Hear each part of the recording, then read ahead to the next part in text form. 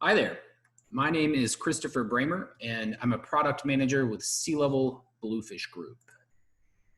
At Seilevel Bluefish Group, we work with a lot of different types of clients in a lot of different industries, but our mission is to help all of our clients make technology a strategic advantage.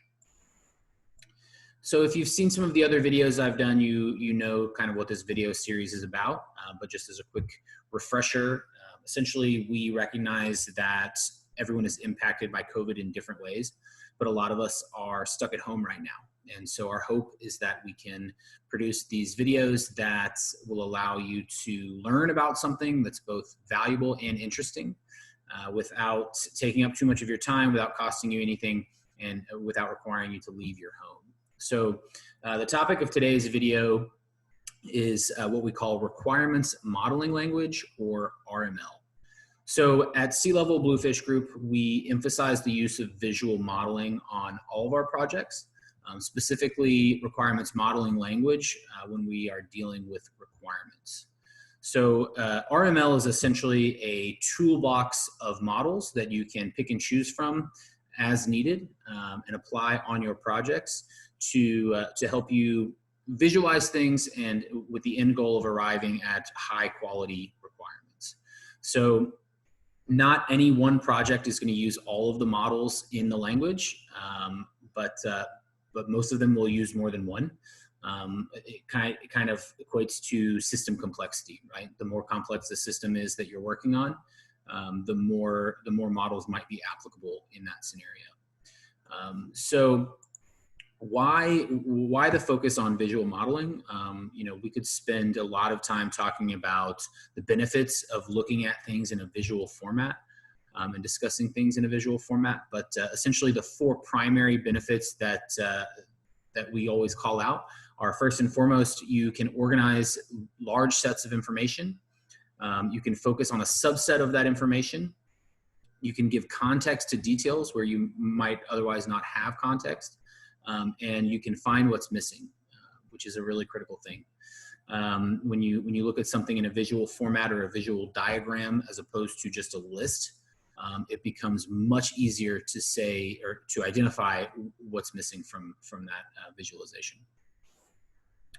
So within requirements modeling language, we divide all of the models into four categories.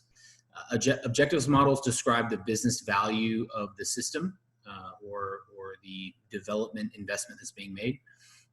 People models show the individuals or groups of individuals who actually use the system, how they interact with it, how they use it. System models detail the interaction between systems. So you're going to understand the systems in play, systems that are in scope, the integrations between them, the information that's being moved between them, and the direction that information is moving. Data models focus on the information in the system and how it's modified.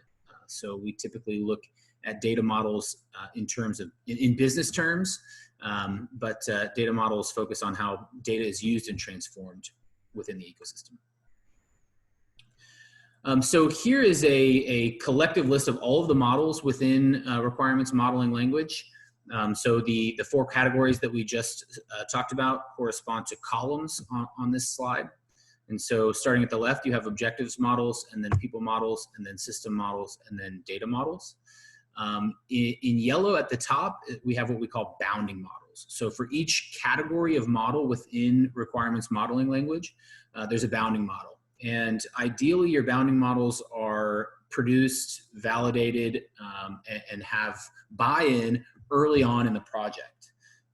Because as you progress throughout the life of the project, you reference back to those bounding models to control scope. So you've identified the scope of your project with regards to your high-level business or product concept from your business objectives model, the scope of people involved through your org chart, the scope of systems involved through your ecosystem map, and the scope of your data through your business data diagram.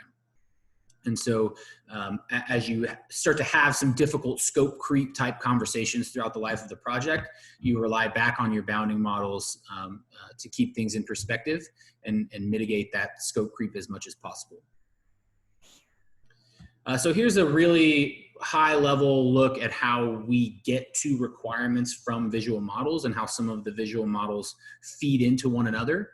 They sort of leapfrog off of one another in a lot of cases. And so they're color coded here. You have red objectives models, a business objective model feeding down into a feature tree. Org chart to process flows are your people models. In yellow, you have your data models, and in blue over there on the right, your system models. And essentially, all of these can be used in different ways to get to your low-level requirements with the intent of producing very high quality and comprehensive requirements where you're not missing anything, right? And so with that, I will share with you all this link. All of our models, all of the requirements modeling language models are available for download.